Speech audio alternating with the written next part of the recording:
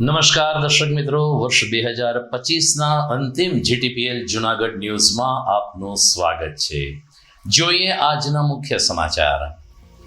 નવી આશા, નવા ઉમંગ અને નવા ઉત્સાહ સાથે વર્ષ 2026ને આવકારવા સર્વત્ર થનગનાટ. વીતેલા વર્ષને ભૂતકાળની યાદમાં ધકેલી ન્યૂ યરની ઉજવણી કરશે વિશ્વ. 31 ડિસેમ્બર અને પ્યાસીઓની તલબ ઉપર પોલીસની બાજ નજર. મુખ્ય માર્ગ ઉપર સઘન ચેકિંગ શરૂ. માઉથ બ્લેઝરની મદદથી નશો કરેલ શખ્સોની કરી અટકાયત. અંતે નરસિંહ મહેતા સરોવર લોકાર્પણનું કાઉન્ટડાઉન શરૂ. તારીખ જાહેર ન કરી પણ આ મહિનામાં ખુલ્લું મૂકવાની વાત કરતા મ્યુનિસિપલ કમિશનર અને ભાજપ પદાધિકારીઓ.